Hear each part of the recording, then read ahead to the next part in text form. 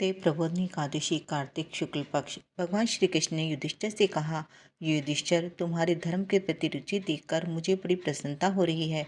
अब मैं आपको प्रबोधिनी एकादशी का मातम सुना रहा हूँ। यह एकादशी सभी पापों का नष्ट करके पुण्य मुक्ति प्रदान करती है।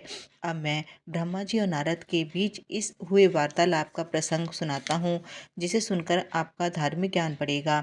एक बार ब्रह्मा जी के पास जाकर देवऋषि नारद ने प्रश्न किया, पूज्य पिताजी, कृपया यह बताकर कृतार्थ कीजिए कि प्रबोधिनी एकादशी के व्रत का क्या पुण्य फल होता है। ब्रह्मा जी बोले, पुत्र नारद, कार्तिक मास के शुक्ल पक्ष की प्रबोधिनी एकादशी के व्रत का फल इतना होता है जितना 1000 अश्वमेध यज्ञ और राजसूय यज्ञ करने पर प्राप्त होता है। नारद जी ने पूछा, पिताश्री, कृपया यह समझाइए कि एक संध्या को भोजन करने से, रात्रि में भोजन करने से तथा पूरे दिन उपवास करने से क्या क्या फल मिलता है। ब्रह्मा जी बोले, वत्स, एक संध्या को भोजन करने से 2 जन्म के तथा पूरे दिन का उपवास करने से 7 जन्मों तक के पूरे पापों का नाश हो जाता है। प्रबोधिनी एकादशी के व्रत से वह वस्तु भी सहज ही मिल जाती है जिसका मिलना तीनों लोकों में मुश्किल है। इसके व्रत से बड़ा पाप भी क्षण भर में ही नष्ट हो जाता है। पूर्व जन्मों के लिए किए अनेक बुरे कर्मों को नष्ट करने में यह व्रत एक क्षण को की भी देरी नहीं करता। जो लोग अपने स्वभाव के अनुसार विधि विधान से प्रबोधिनी एकादशी का व्रत करते हैं, उनके उनके इच्छानुसार पूरे फल प्राप्त हो जाते हैं। जो लोग श्रद्धा के साथ इस दिन थोड़ा सा भी पुण्य करते हैं, उनका यह पुण्य पर्वत के समान स्थिर हो जाता है, कभी नष्ट नहीं होता। जो लोग केवल मन में ही ध्यान कर लेते हैं कि मैं प्रबोधिनी एकादशी का व्रत करूंगा, उनके भी 100 जन्मों के पाप न कट जाते हैं। जो लोग प्रबोधिनी एकादशी को रात्रि जागरण करते हैं, उनकी बीती हुई तथा आने वाली 10 पीढ़ियां विष्णु लोक में निवास करती हैं और नरक के अनेक दुख भोगते हुए उनके पितृ विष्णु लोक में जाकर सुखी हो जाते हैं। प्रबोधिनी एकादशी में रात्रि जागरण से ब्रह्महत्या जैसे जघन्य पाप भी नष्ट हो जाते हैं। प्रबोधिनी एकादशी के दिन मनुष्य को ब्रह्म मुहूर्त में उठ जाना चाहिए। स्नान आदि से निवृत्त होकर व्रत का संकल्प एवं नियम लेना चाहिए और प्रभु से विनय करनी चाहिए। हे प्रभु, आज मैं भोजन नहीं करूंगा, रात को जागरण करूंगा और अगले दिन भोजन करूंगा, कृपा मुझे शरण दीजिए। इस प्रकार प्रभु विनय करके भगवान की पूजा करनी चाहिए। पूजा के साथ ही व्रत प्रारंभ हो जाता है। उस दिन रात्रि में भगवान की मूर्ति के सामने गीत गाकर, नृत्य करके, बाजे बजाकर तथा कथा कीर्तन करके रात्रि जागरण करना चाहिए। कंजूसी को त्याग कर सुंदर पुष्प, अगरबत्तियां, धूप के पैकेट आदि जलाकर भगवान की आराधना करना बहुत अच्छा होता है। शंख के द्वारा भगवान को अर्घ्य देना चाहिए। इस सुकार्य का फल तीर्थों पर दान करने के फल से करोड़ों गुना अधिक होता है। जो मनुष्य अगस्त्य पुष्प से भगवान की पूजा करते हैं, इंद्र भी उसको नमस्कार करते हैं। जो लोग कार्तिक के महीने में भगवान विष्णु की पूजा बेल के पत्तों से करते हैं, वे मोक्ष पाने के अधिकारी बन जाते हैं।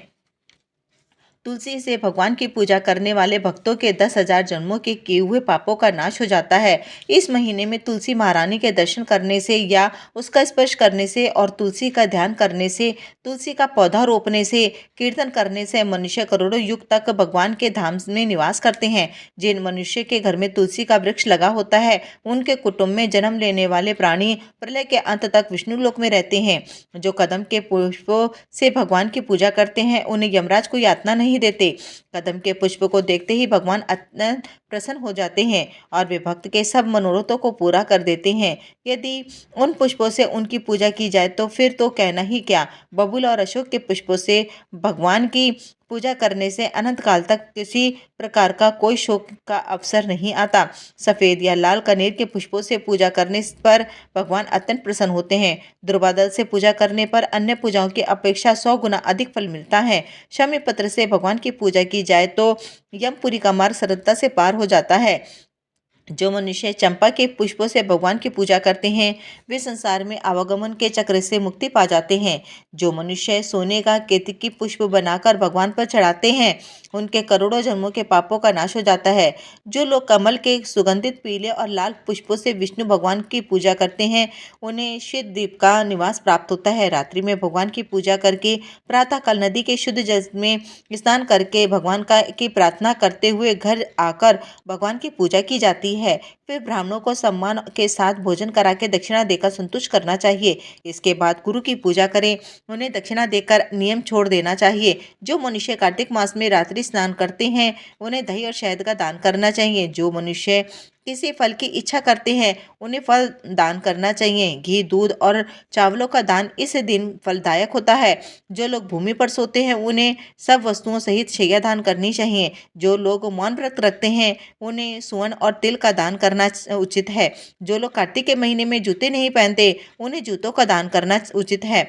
जो लोग इस महीने में नमक का सेवन नहीं करते, उन्हें शक्कर या चीनी का दान करना कहा गया है। जो लोग प्रतिदिन मंदिर में दीपक जलाते हैं, उन्हें सोने या चांदी के दीपक में घी और बाती डालकर दान कर देना चाहिए। जो लोग चातुर्मास से व्रत में किसी वस्तु का त्याग कर देते हैं, इस दिन से वे उन वस्तुओं का प्रयोग पुनः प्रारंभ कर सकते हैं। जो लोग विधि पूर्वक प्रबोधिनी एकादशी का व्रत करते हैं, उन्हें मिलने वाले सुख का कभी अंत नहीं होता। सुख पूर्वक जीवन बिताकर अंत में वे स्वर्ग में चले जाते हैं। जो लोग चातुर्मास व्रत को पूरा करते हैं, उन्हें फिर संसार में जन्म लेकर दुख नहीं भोगने पड़ते। जिनका चातुर्मास्य व्रत खंडित हो जाता है, उन्हें दोबारा प्रारंभ कर लेने में कोई हानि नहीं है।